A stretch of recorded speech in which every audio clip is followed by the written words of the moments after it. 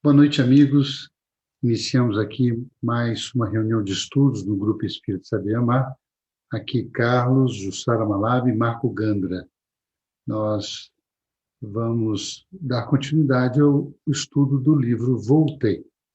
Antes de começarmos, vamos pedir a Jussara que faça a prece de abertura. Boa noite, amigos. Convidamos a todos a reunir os pensamentos conosco, elevar os nossos corações, suplicando ao Mestre Jesus que possa lançar o seu olhar em nossos lares, protegendo-nos nesse momento de estudo e reflexão sobre o livro Voltei, pela oportunidade de conhecer a doutrina espírita, e que possamos, Senhor, fazer jus a toda essa oportunidade, que a tua paz possa nos unificarmos perante Deus. Que assim seja. Que assim seja.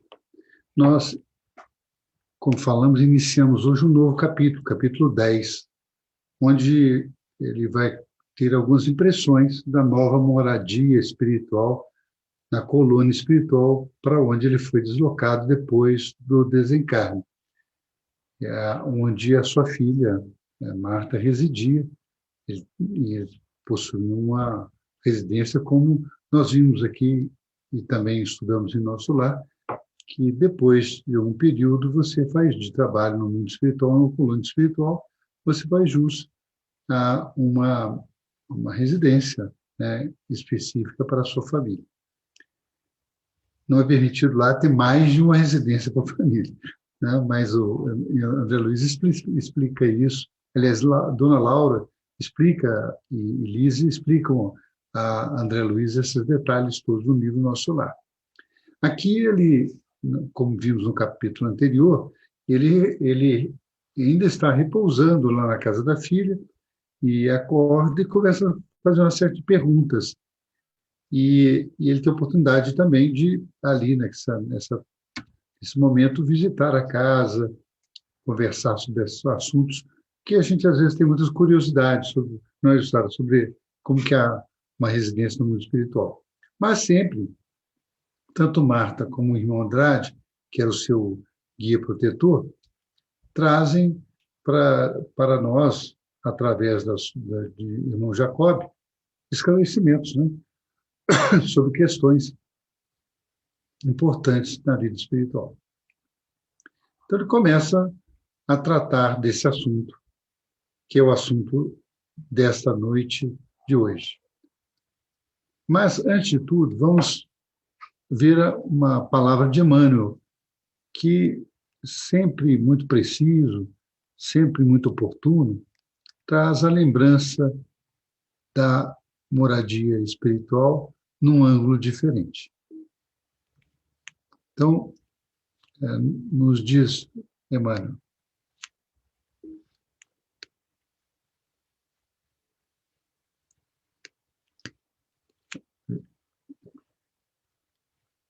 No livro, no Reformador, né, de fevereiro de 1957, né? 57, fala assim: observa, deste modo, a natureza de teu campo íntimo e acautelando-te para o futuro, porque, sem dúvida, há inúmeras moradas no universo infinito, mas viverás escravo ou senhor no templo do bem ou no cárcere do mal que tiveres escolhido para tua residência nos caminhos da vida eterna.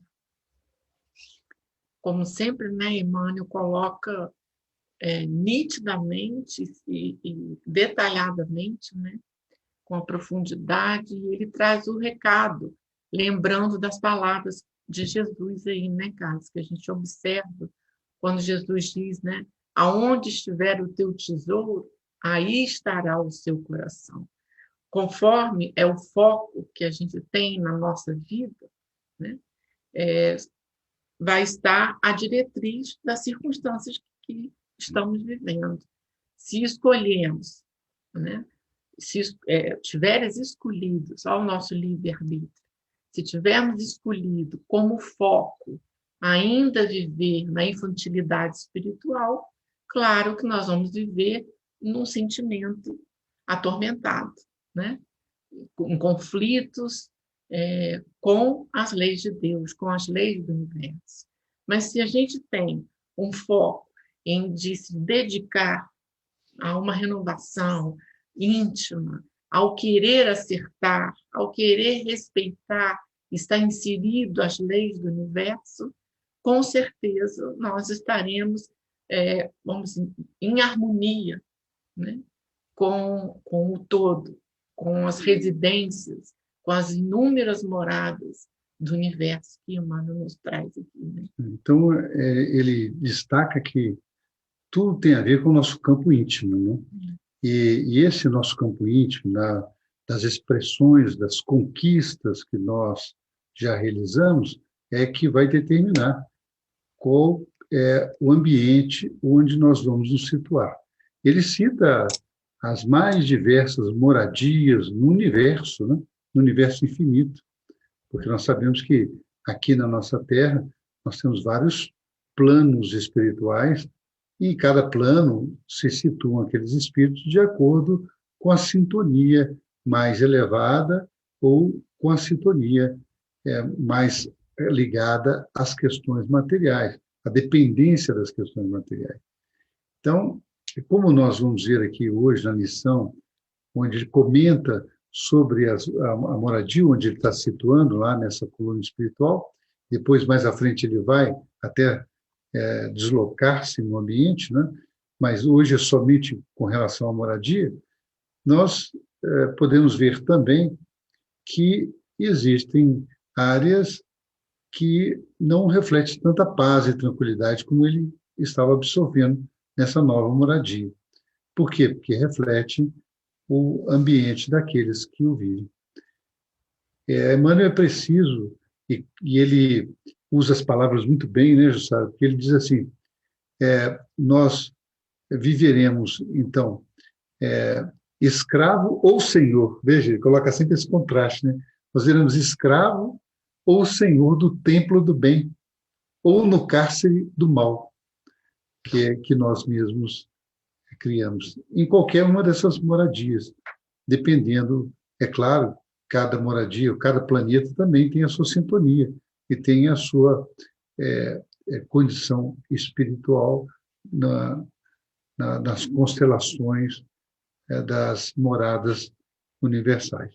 Então, Emmanuel é muito preciso com relação ao macro e com relação ao micro, tendo em vista o nosso campo íntimo, e por isso que ele fala, acautela-te para o futuro. Esse é o maior cuidado que ele nos chama a atenção, né? Cautela-te para o futuro. O que ele está dizendo com isso? Que todos nós vamos passar para o mundo espiritual em um determinado momento. A nossa vida aqui na Terra é de transição, é uma vida passageira. E lá, no futuro, é que vai valer aquilo que nós construímos aqui, ou aquilo que cultivamos no nosso campo íntimo. Nós vamos ver no capítulo de hoje, na lição de hoje, que irmão Andrade vai abrir para ele o leque de como é a vida no mundo espiritual nos diversos níveis. Né? Então, ele começa, primeiro, fazendo uma reflexão nessa nova moradia espiritual, quando ele está no quarto que a filha lhe recebeu na casa, né? Ele vê ali a presença do mentor dele, que é irmão Andrade e de Marta, e fica raciocinando sobre as coisas que passaram na sua vida. Então ele fala assim, são dois trechos que a gente tirou desse tópico. O tópico ele faz essa reflexão sobre a vida dele na Terra. E ele fala assim, sondava o reajustamento de minhas forças, e conhecendo que o cérebro não demonstrava o cansaço dos derradeiros dias no corpo de carne, e as fadigas do coração jaziam extintas. Dentro de meu ser, lavrava bendita renovação. como solicitar admissão às obras elevadas se não basta a boa intenção para servir com eficiência?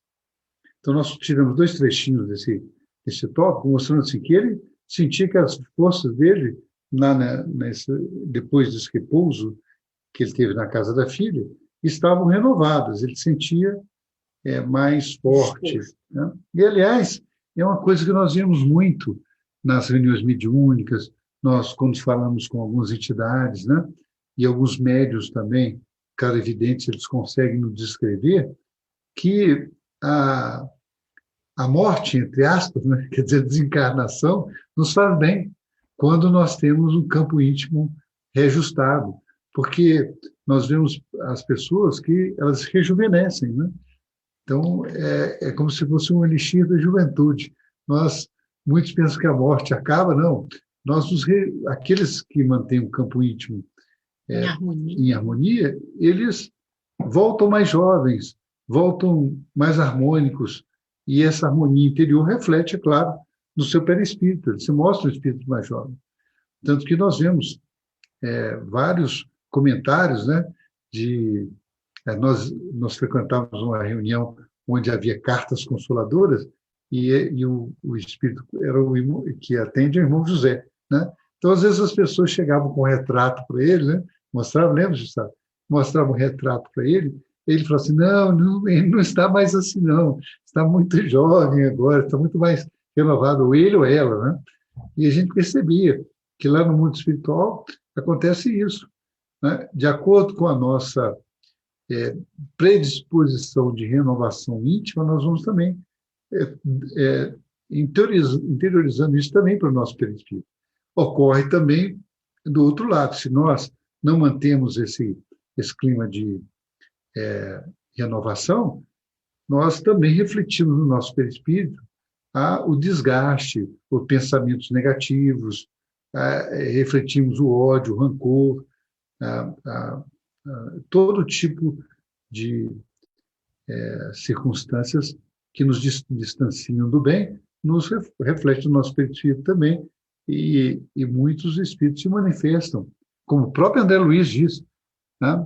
Às vezes com verdadeiros bruxos ou bruxas, ou no plano espiritual, com essas formas. Mas a boa notícia é que isso facilmente, não facilmente, mas é moldável para uma forma melhor com o esforço que cada um de nós pode fazer. Nada é definitivo nesse campo. Mas aqui também, nesse primeiro item, ele fala sobre que ele se sentia parado ali na casa da filha, muito inativo, que ele queria fazer algumas atividades. Mas já se sentia bem. Já se sentia bem, queria fazer algumas atividades. Mas ele, muito lúcido, fala essa expressão que a gente destacou aqui. Olha que interessante o raciocínio dele, não é, Gustavo? Ele fala assim, como solicitar admissão às obras elevadas se não basta a boa intenção para servir com eficiência? O que ele quis dizer? Não basta só eu ter boa intenção, é preciso que eu esteja preparado, é preciso que eu tenha dentro de mim a capacidade de servir com eficiência. E isso não acontece assim num estalo, né? Você pode servir, mas servir com eficiência exige preparo, exige estudo, reflexão, ação. Exige uma base interior que possa transmitir para as pessoas. O que nós vamos transmitir para as pessoas se nós não temos? Como nós vamos dar se nós não possuímos? Isso que ele pensava naquele momento, que ele refletia sobre os seus erros aqui na Terra, e que ele não era mais o comandante, como ele era aqui na Terra, de grandes empresas, de funcionários, do que aqui na Terra ele havia sido um homem de negócio, de destaque, né?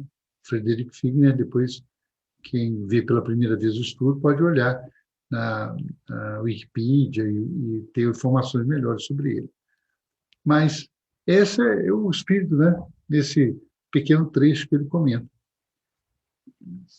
E é bonito isso, né, Justara? Como que a reflexão que ele faz. Ele reconhece o estágio que ele está, né? Então, não basta ter a boa intenção. É preciso também bagagem. bagagem para servir com eficiência. Isso tudo porque ele já trazia, né, o conhecimento da doutrina espírita, do evangelho. Isso. Então, ele é um espírito maduro, né? E é interessante o livro, o que ele coloca, as questões, os pontos, porque nos faz refletir a maturidade dele, da reflexão da situação que ele está passando, serve como base para a gente, né? Serve como nos posicionarmos, né? Quando o quanto a doutrina espírita nos amadurece, né? E a gente tem que aproveitar. Então, entrando num outro tópico sobre comentários sobre a Terra. Né? E ele continua nesse capítulo alguns tópicos, né, muito interessantes que o Carlos destacou aqui. Ele fala assim: muitos espíritos ociosos, na falsa apreciação da divina justiça, imploram indevido descanso no paraíso, à última hora da experiência terrestre, depois de haverem sorvido todos os venenos da alma na taça do corpo. Em outro tópico, ele fala assim: precipita-se, então, nas trevas, revoltados, no desespero e na indisciplina, além do sepulcro. Ele comenta: muitos irmãos infelizes, nestes protestos inúteis contra as leis universais, caem presas de temíveis organizações de malfeitores desencarnados, aprendendo aflitivamente a desfazer os grilhões pesados da ignorância e da má-fé.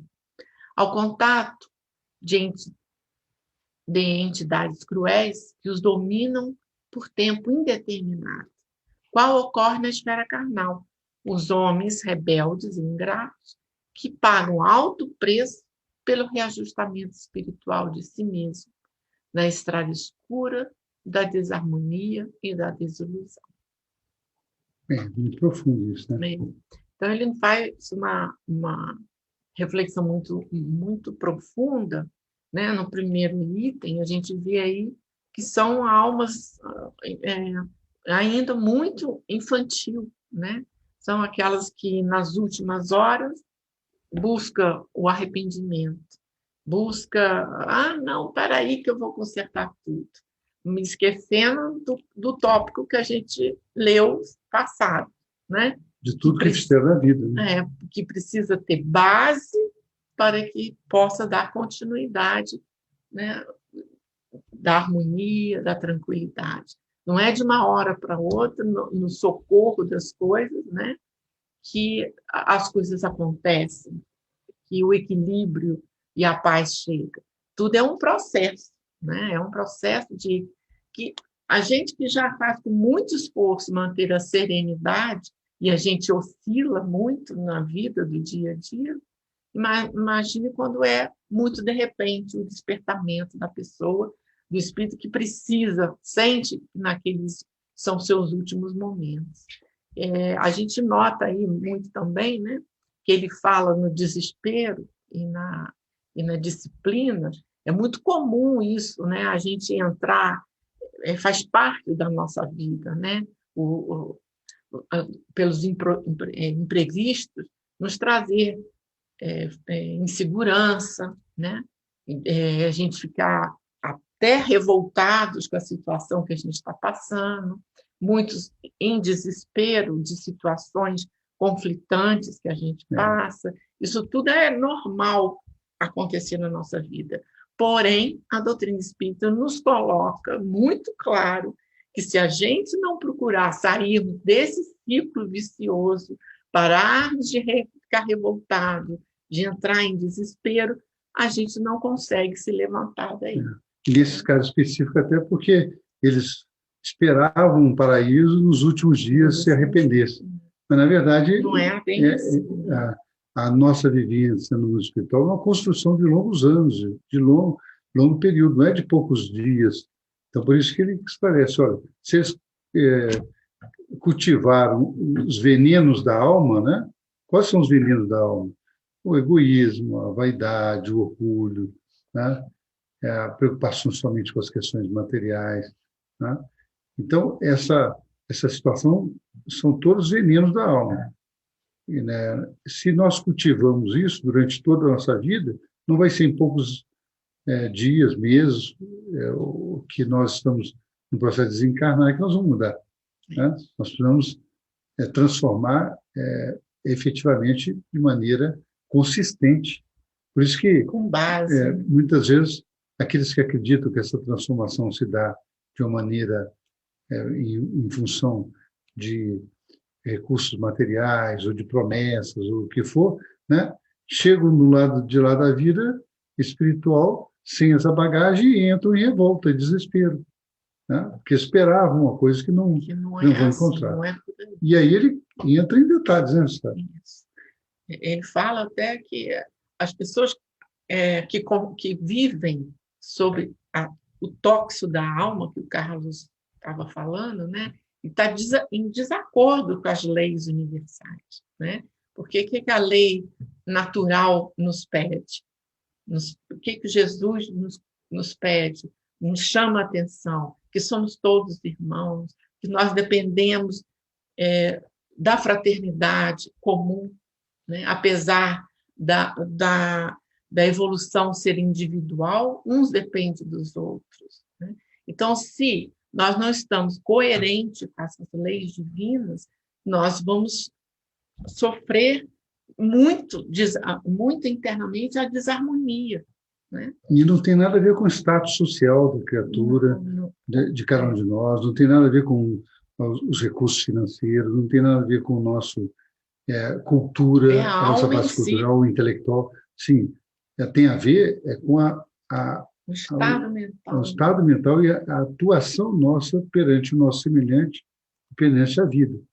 Então, não tem a ver, pode haver de um lado e de outro, pessoas que são infelizes nesse novo estágio espiritual por aquilo que cultivaram aqui na Terra.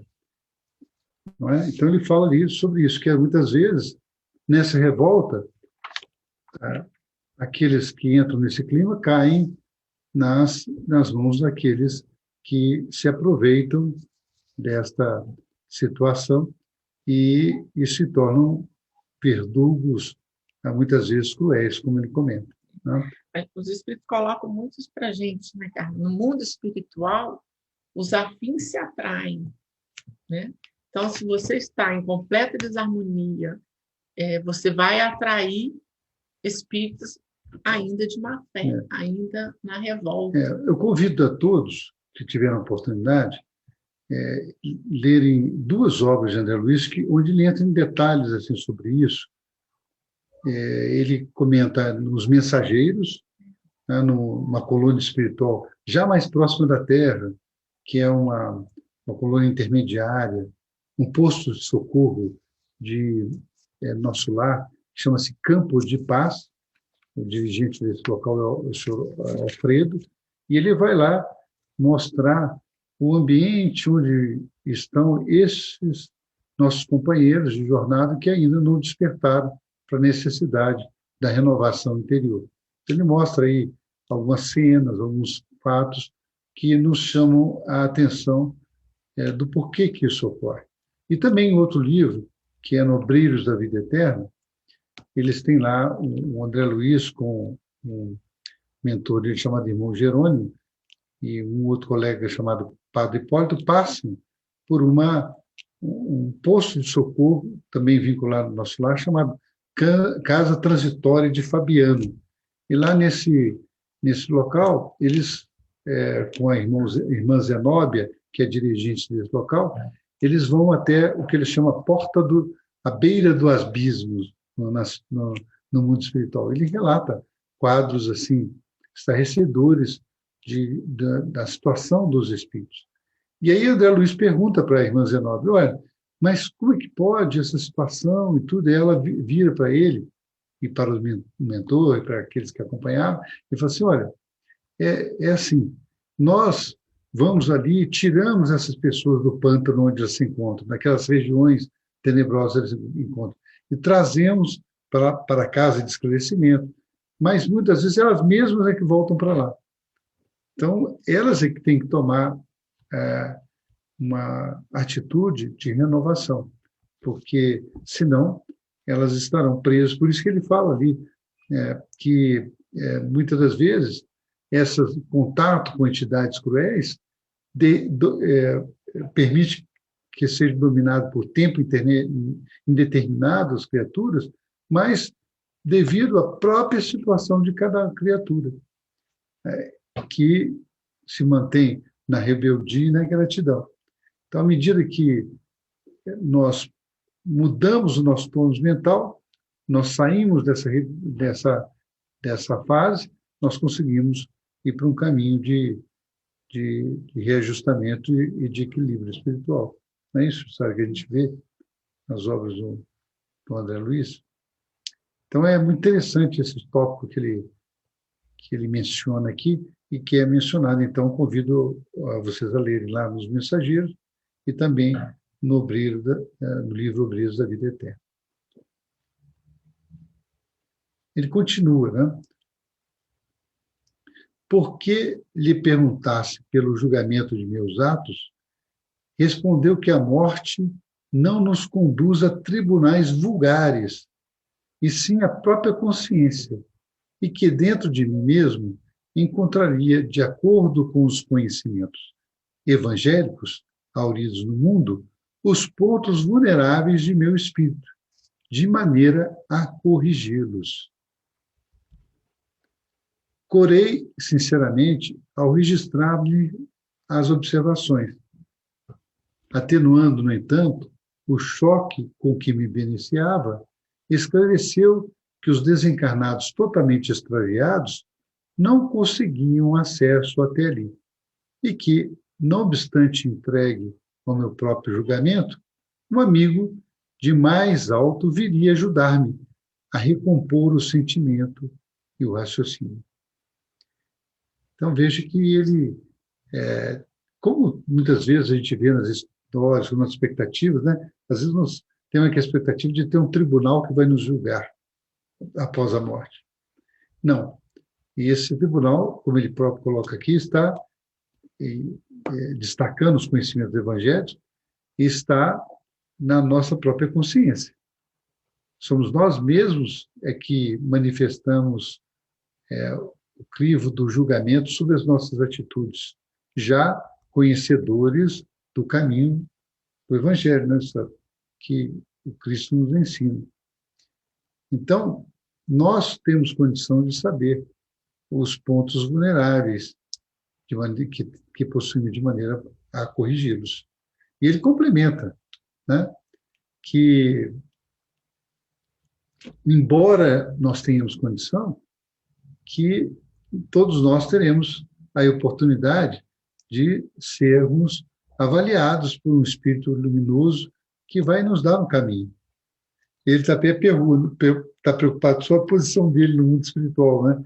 E o mentor fala assim, olha, se aqueles que estão totalmente extraviados do bem não conseguem ter acesso a essa colônia.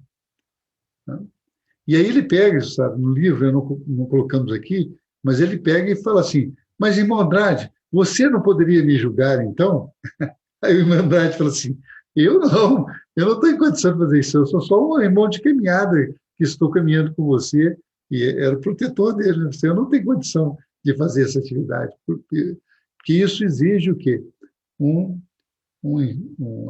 espírito que tenha o coração iluminado, onde o julgamento, o comentário que ele vai fazer é feito com todo o amor, com todo o carinho e com desejo de renovação daquela criatura. Eu me lembrei aí, né, do julgamento, não é o julgamento, do comentário que Clarencio fez com André Luiz, né, lá em Nosso Lar, quando ele foi recebido em audiência, e o Clarencio, quem pega lá no Nosso Lar e vê esse detalhe, o Clarencio ele abre o jogo para cima do André Luiz, né? Ele coloca de maneira firme o que ele viu nas atitudes dele aqui na vida, né? O desperdício de tempo, desperdício de energia. Tá? mas também comenta alguma coisa daquilo que ele fez de positivo.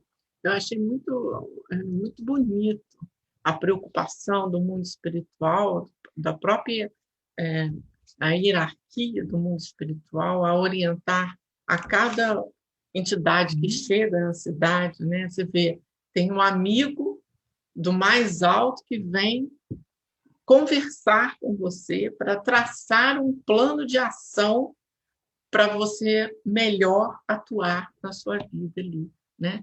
Revendo seus sentimentos e o raciocínio que ele fala ali, né? É como a gente, quando reencarna. Quando a gente reencarna, existe um plano da reencarnação nossa. Nós fazemos todo um plano, né? E aí ele desencarnado também parece que existe um planejamento na vida espiritual daquela trajetória. E o destaque ali é que ele fala assim, um amigo de mais alto. Quer dizer, não é um julgador, né? Não é um juiz. Né? Ele fala assim, um amigo de mais alto. Ora, a gente sabe que um amigo são aqueles que não querem bem, que não querem nossa transformação no melhor sentido. Né? Então, um amigo de mais alto é uma expressão que chama a atenção nossa, onde ele fala que veria recompor o sentimento e o raciocínio. Olha, quer dizer, juntar essas duas coisas, o sentimento e o raciocínio. É a mesma coisa que acontece quando a gente reencarna, né? A gente precisa ajustar os sentimentos, né? Isso. Para aquilo que a gente vai enfrentar aqui na Terra, que precisamos trabalhar. Né? Pois é. Vamos seguindo, então. Como ele vai falar agora da intimidade do lar. E ele fala assim, passados alguns instantes, achávamos junto da filha, numa confortável sala de estar. Com emoção, vi um retrato de família, adornado de flores. Umedeceram-me os olhos ao identificá-lo, como não recordar semelhante peça afetiva. Informou-me quanto ao destino de quase todos os laços do coração. Alguns associados de minhas experiências jaziam de volta às regiões da carne, disputando novos troféus de redenção, enquanto outros operavam no círculo distante. Muitos deles, encarnados ou não, poderiam ser visitados por mim e me visitariam ao seu turno. Então, é muito interessante esse detalhe que ele revela para a gente, né? Como que do lar fica registrado, né? Assim como a gente tem na nossa casa retrato dos filhos, dos pais, né? Então, amigos, então fica registrado ali, ó, essa entidade, esse espírito passou por esse lar, né? Viveu aqui. Está ligado. Está ligado ao grupo familiar. Isso. Então, é muito interessante ele revelar essas coisas assim para a gente. Então, ele relembra de alguns, sabe que alguns já reencarnaram, outros que estão em outros trabalhos, em outras lides, né? A gente sabe que nessa oportunidade que a gente teve de estar ao lado do irmão José, uma entidade, e muitas pessoas chegavam perto dele e perguntavam: onde está meu pai? Onde está? Por que ele não comunica? Não comunica, né? E tudo. Muitas das vezes nós somos testemunhas que o irmão José olhava para o retrato pela mediunidade, né? Ele olhava e não, mas ele está em trabalho, ele está longe, distante, em outra tarefa. Então, me lembrou isso aí, né? Ele está trabalhando em outras lides, em outras frentes de trabalho. Não quer dizer que não se interessa. Que não se interessa, né? Então, eu achei assim, apesar de ter um grande laço familiar, espiritual, cada um está na sua atividade, cada um está na sua tarefa, né? Então, é muito importante esse detalhe que ele traz para a gente, revela para a gente, né? Você vê como que é tudo muito gostoso. Eu destaque no retrato, né? De família, do Lar de Flores, um destaque assim, como muito na nossa casa, né? Muito assim, sutil de relembrar a própria família, né? Me chamou a atenção aí também, lá de nosso lar, quando o André Luiz voltou à casa dele aqui na Terra, né? que ele não encontrou um retrato dele na casa que ele estava. Ele se sentiu muito triste nisso, né? Só viu a filha dele, uma das filhas que se lembrava do pai, lembrava dele, né? Mas ele sentiu a casa assim, sem esse carinho para com ele. E ali, no mundo espiritual, mesmo no mundo espiritual, nós vemos que tem esse toque pessoal, um retrato de família, com flores, relembrando todos aqueles que estão ligados àquela experiência mais direta, né, que ele queria eu achei mencionar. Interessante que a casa que ele estava com a filha é a casa da família, igualzinho aqui na Terra. Igualzinho, né? na Terra. Então, é uma coisa muito interessante. E ele vai comentar mais sobre o local, né? Sobre a residência. Nós colocamos aqui como que é o detalhe da residência lá no mundo espiritual. E ele falou assim, é um trecho que retiramos. Quem quiser depois pode pesquisar mais lá no livro. Reparando-me o interesse pelas novidades, mostrou-me a filha tudo o que representava o acervo da casa. Quadros e decorações, objetos e enfeites desfilaram diante de meus olhos encantados. Nem todas as peças eram semelhantes ao material caseiro que conhecemos na vida terrena, mas a afinidade de tudo o que eu via, de novo, com o ambiente humano, era flagrante no quadro geral. Deteve-se contente ante um piano de cauda, harmonioso e belo, mais completo que do plano físico, afirmando radiante que ali mesmo tivera a satisfação de tocar para a mamãe, anos antes de minha vinda. Então, mostra assim, os detalhes da casa, né? Veja que ele mostra que existiam peças que eram semelhantes aqui da Terra e outras nem tanto.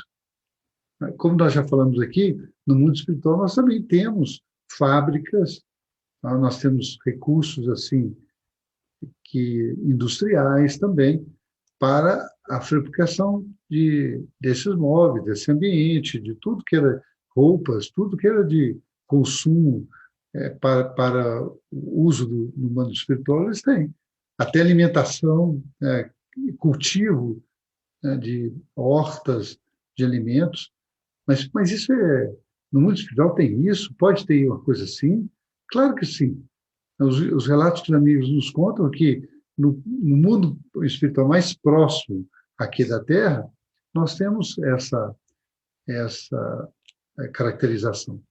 Lembrando que nosso lar está numa área de transição entre regiões espirituais. Diz os amigos André Luiz que nosso lar se situa a 50 quilômetros aqui no nosso plano da Terra, tá? No nível do mar.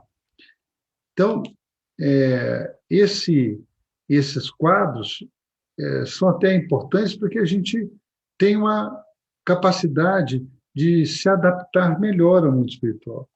Né? Eu achei muito interessante que acho que a gente falar, ressaltar, que a gente nota aí que os encarnados visitam esses lares, né? Nós, encarnados, podemos visitar esses lares. Podemos também visitar. Então, e ali ele comenta, né, que ela tocou esse piano de cauda especial, diferente, tocou uma música para ele, uma área, que é aquela que ele fala, né, e ele ficou muito emocionado, e a filha então parou. Mas não parou por aí, né, sabe? Ele vai ver outros detalhes da casa também. Ele foi para o outro lado, salão de leitura. Né? Espantei-me ante o carinho com que eram conservadas as publicações. A arte gráfica aqui atinge aqui uma perfeição que não pode ser avaliada na Terra. Os tipos são estruturados em material luminoso e as gravuras na cor natural parecem animadas e vivas. Esse comentário a gente vê muito do Humberto de Campos, que ele, quando estuda sobre Jesus, ele vê as figuras, né? Então, os livros lá, está contando sobre os livros. E, aliás, antes, às vezes, de publicar um livro aqui na Terra, Já já, existe. principalmente de teor elevado, já está lá publicado no mundo espiritual, né? Ele continua. Folheei um volume de vastas proporções. Compunha-se nas recordações de Beethoven, destacando as lutas com que fora surpreendido no mundo para difundir entre os encarnados a mensagem musical dos planos superiores. Lendo as páginas iniciais, aprendi-lhe sublime conceito quanto à mediunidade divina entre as criaturas humanas. Então, muitos encarnados são intermediários, né? Da ciência, da cultura, das artes, trazendo do mundo espiritual para a Terra, né? Para aqui o planeta Terra. Então, ele mostra esses detalhes desse salão de leitura, né? Mas ele destacou ali um livro sobre a vida de Beethoven, né? E o que chama atenção ali também, que ele falou assim, esse livro destacava as lutas com que ele foi surpreendido, né? Para difundir a mensagem musical.